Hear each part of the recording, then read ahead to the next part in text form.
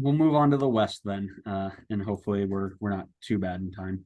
Um, I'll give mine again. I had Vancouver at 14, St. Louis at 13, Minnesota at 12, San Jose at 11, Colorado at 10, Houston at 9, RSL at 8, Portland at 7, Kansas City at 6, Seattle at 5, Galaxy at 4, Dallas at 3, LAFC at 2, and Austin at 1.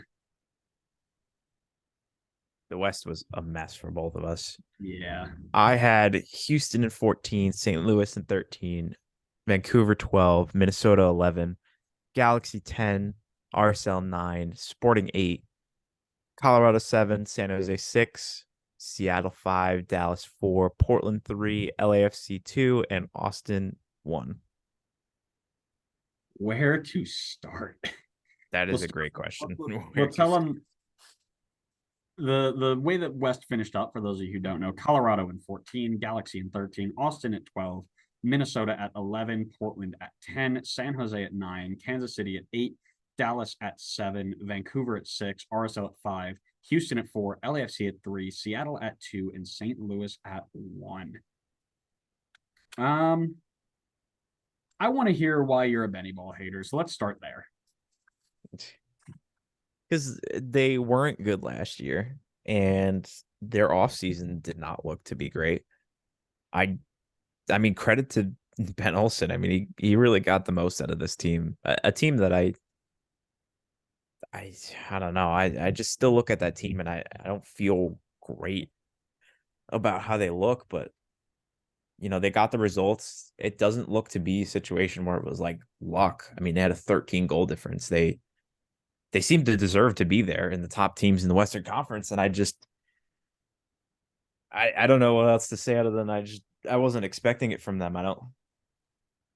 I guess I aimed too low based off of how Benny finished off with DC. I just didn't have high expectations for him here. You weren't familiar with his game. I was all too familiar with Benny's game. I had Vancouver at 8, and I think the big one for me was their off season was really poor, in my opinion. If I remember the conversation that we had and the transfers that they made, I wasn't sold on their goalkeeper, the Japanese goalkeeper they brought in. And from there, everything built out, and you just looked at the team and you're like, there's nothing impressive about them. So I'm just going over here to their transfers this year. Cordova came in late. They brought Gressel in, which I thought was okay. Laborda came in.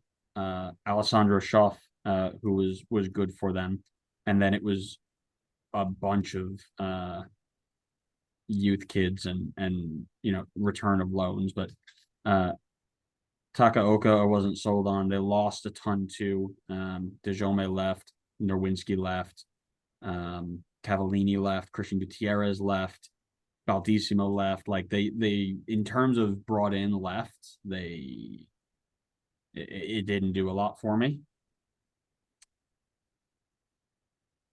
The Brian White Ryan Gauld connection was fantastic. That was not something I expected out of this group. And then you're looking at other, I don't want to say overperforming players, but as a group, Vanni Sartini did a really good job of making them a team, not a bunch of individuals or one high paid player, but a team. So some of their performing players, right? Richie Larea on loan was very good while he was here. Veselinovic played at a very good level. Kubas played at a pretty good level. And then you had Pedro Vite, who was at times very good. But as a group, there wasn't one standout outside of Gauld and Brian White who was like, oh my God, this group is unreal. But as a group, as a team, they came together and did a really good job. So they earned their playoff spot, and now it's going to be interesting to see where they go in the Audi MLS Cup playoffs. Who's next? I mean, I could jump on Vancouver, I guess, while you're talking about it, because I also had them pretty low. Yeah. I think we were on the same wavelength when we were talking about them at the start of the year. It was just a lack of off-season moves where it felt like, I don't think Vancouver was a bad team last year. Honestly, I can't remember off the top of my head, but it felt like everybody else was getting better and Vancouver was kind of staying in the same place. But I guess the reality was that, even if they weren't adding pieces to their team, they were still getting better. They were just getting better as a unit as opposed to getting better through the transfer market. So, Yeah. And that's a credit to Sartini, by the way, a really big credit to take a group that you had and continue to have them believe in what you're doing without having to bring, you see LAFC signing 900 players, like how do we compete with that? And you go out and you compete with them each and every day. That's a credit to the coach. So really well done there. So here's what I'm actually recognizing. I think that there was actually a mistake made on this file and that we just flip-flopped Austin and St. Louis. And I think that because we both had Austin at 1 and both had St. Louis at 13 or 12, 13.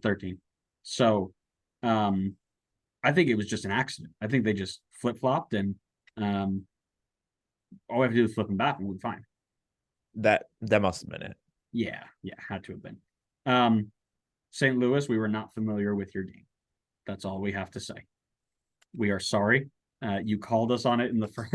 Every time we talked about you, you called us on it, and I was just sitting here waiting for you to finally fall apart. But I think the big thing for me is we talked about it when we were doing the St. Louis preview is how were they building their team, and it was completely unique.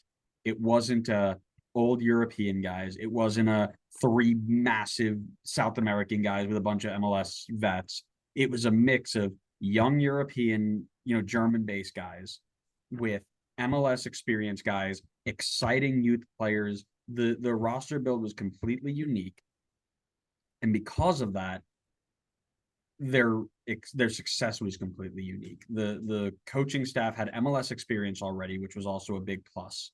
And they took that system. They knew what their identity was going to be from the start, and they went out and they found the players who could get it done. And Bradley Carnell is fantastic. I think that he's probably in the running, if not already, should be the recipient of Coach of the Year for what he's done with this expansion side. Getting them to play at the level they did is unbelievable. And it'll be very interesting to see how they handle a different sort of challenge in the MLS Cup playoffs because it is a different game now.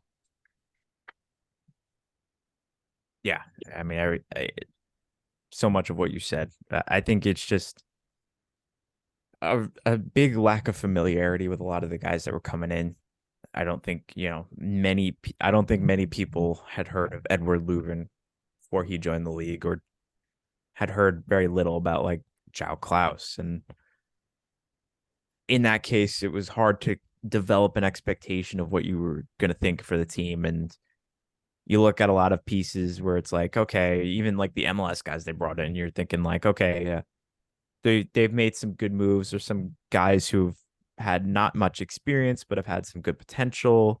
Like how's this gonna kind of click all together? And I think credit to the veteran guys on the team. They were really able to pull everything together, and the younger guys who didn't have the experience were able to slide in and make it look like they've been a veteran of the league.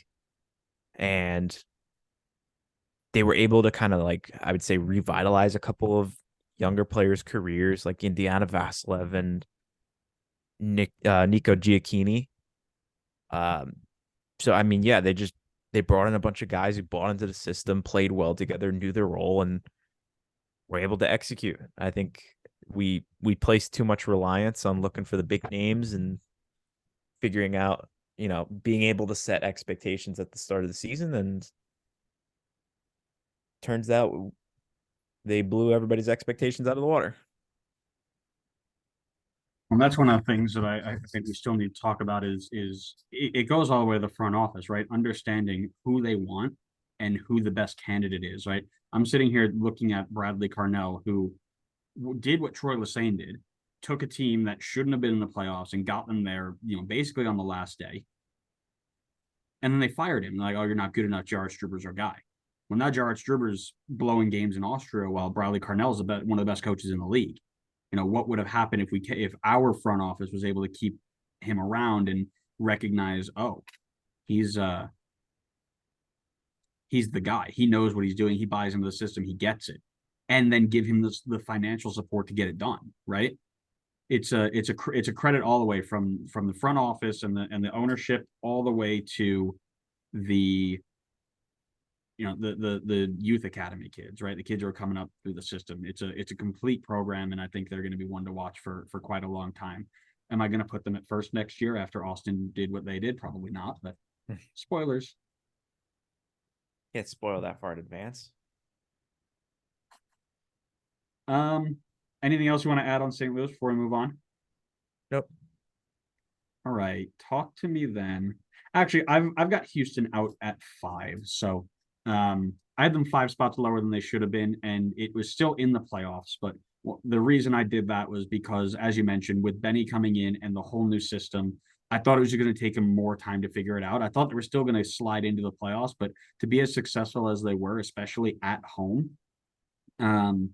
I thought it was going to take Benny a little bit more time to get them to buy into his system and do their job. From listening to Major League Journeyman, which you really need to start, by the way, it's a great podcast. Listening to that podcast is really cool because you've got guys who have played for Ben Olsen as a coach and as a the coach player relationship, and they all say the same thing about him, is that he has this uncanny ability to make connections with players and get them to buy in super quick, and that's what he did here in Houston. So really cool to see that. And again, big hype on the Benny Ball train. No spoiler alerts or anything, but playoffs should be fun. I mean, by the time this comes out, your playoff prediction will be in there. So It will, yeah, but how far they go is not. okay. Colorado in the playoffs, 7 spots off. What happened? I don't honestly, I'm not too sure. I mean, so it was 2 years ago now at this point when they won the Western Conference, and then I think we kind of understood that that was, not a realistic spot for them to consistently finish. And sure enough, they fell back to reality in the season after. And I still felt like the team was, I felt like the core and everything was relatively strong, and I thought they'd be able to kind of repeat where they finished the season prior. I still feel like they have good pieces there. They're just, as we talked about in our what went wrong, they're really just missing some like star attacking players in this team. I think there's good players all over the field. You got your Cole Bassett's, Connor Ronan, Jack Price, Maxo. No.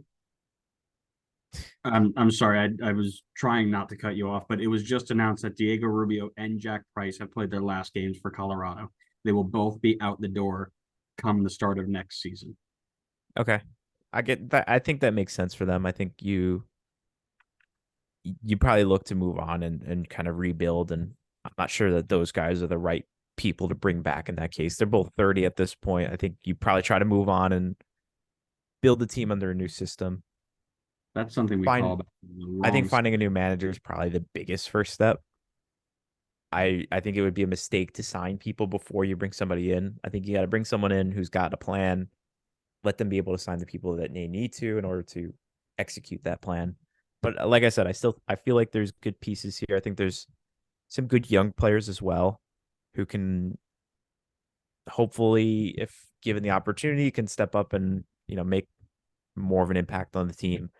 So I thought they would be able to still maintain around the same level that they had brought the season prior, but I think we're just missing the strong attacking players, which I feel like in this league nowadays feels more and more like a necessity.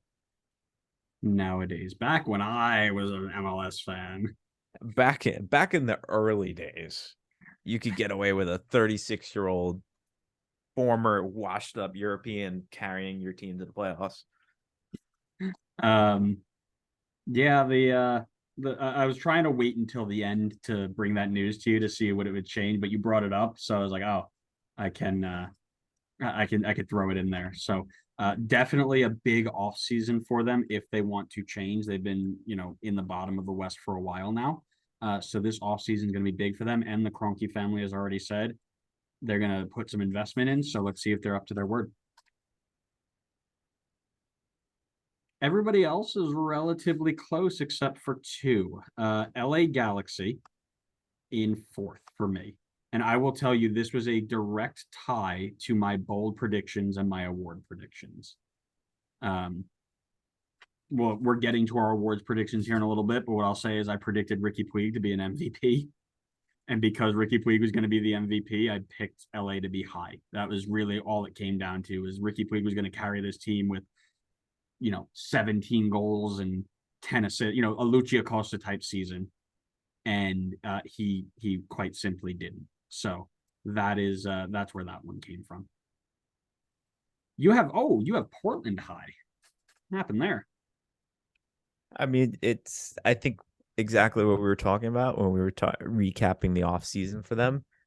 It felt like a team that was a piece away from being able to compete. And we both were in agreement that they went and got their piece in the offseason. It just didn't turn out to, he hasn't clicked like we would have expected him to. And I can't remember what their injury history was, but I feel like they were having a bunch of injuries this season as well. And they had the slow start to the year that hurt them. They got hot towards the end, and then they kind of fizzled out right before they were able to make the playoffs. So they kind of fell down the spots a bit. But I mean, they're probably not too far points wise off of being a relatively close prediction. And in the playoffs, certainly they were very, very close to making the playoffs. But yeah, I thought they just needed a good attacking midfielder. I thought they got that with Evander. He just hasn't quite clicked yet. But who knows? Maybe next season will be his season to click. Yeah, the 1 year what's the word? Acclimatization. Yeah, I guess I know what you're trying to go for. I don't know if that's a word. My brain has stopped working. That's the problem, and I got to study for a big test after this. Great. The last one we do before we move on to our